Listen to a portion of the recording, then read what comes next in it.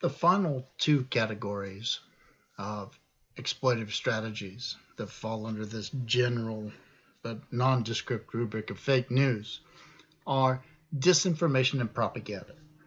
Now, these are normally used by large organizations or institutions like governments or big businesses, political organizations, and so on, because it takes a lot of money and a lot of power to execute these strategies well.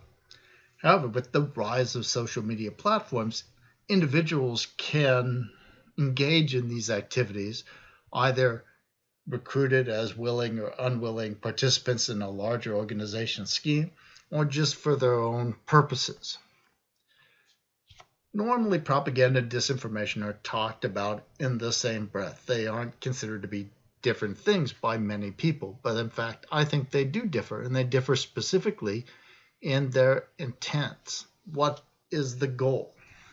So, practitioners of disinformation seek to infect information ecosystems with ideologically biased information, but also with false and contradictory information. Practitioners of disinformation are disruptors. They don't wish to convince so much as to confuse, to pit elements of a society or a group or a set of individuals against each other. So here's a nice example of this. Again, from the 2016 election, we have a anti-Beyonce protest rally and a pro-Beyonce protest rally. And if you'll notice the dates and the times, these are scheduled for the same date and time. So it turned out that these two posts, these two attempts to recruit people to go to both a protest and a support rally for Beyonce were in fact the same Russian troll factory. They were basically false accounts created by the Russian government.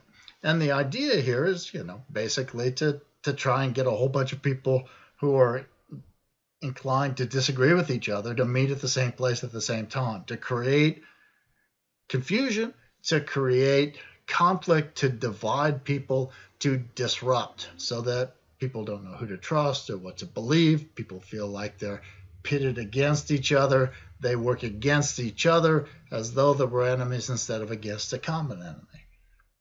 That is the goal, the purpose of disinformation, as we'll see in the lectures for next week. Propaganda has a slightly different goal or purpose. Propaganda consists in the intentionally biased persuasive rhetoric that often invokes fears or plays on biases, spreads falsehoods to manipulate emotions, opinions, and actions. Propaganda's goal is to persuade people to adopt a course of action or to believe a particular perspective or account of something, regardless of the warrant of that view or the utility of that decision. So here's an example.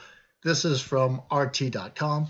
RT is the rebranded version of Russia Today, the Russian-owned news channel that's sometimes carried on cable. I believe my cable package carries Russia Today. And this is from their web outlet. And here's a picture.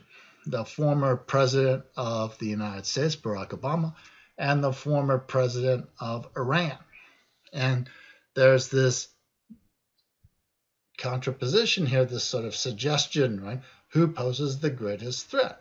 Well, one attempt claimed that they would wipe off Israel from the face of the map using nuclear weapons.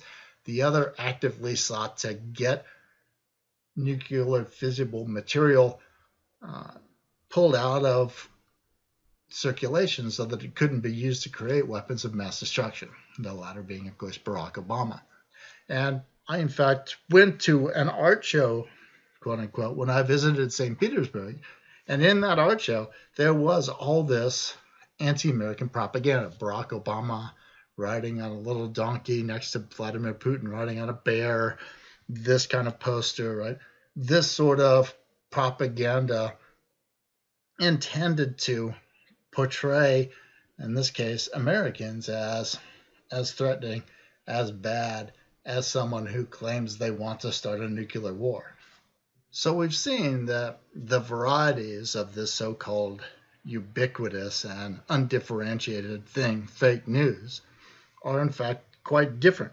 They're different in the intent of the creators, the resources available to the creators, the adherence to an ethical code, to journalistic practices, the potential to create false information.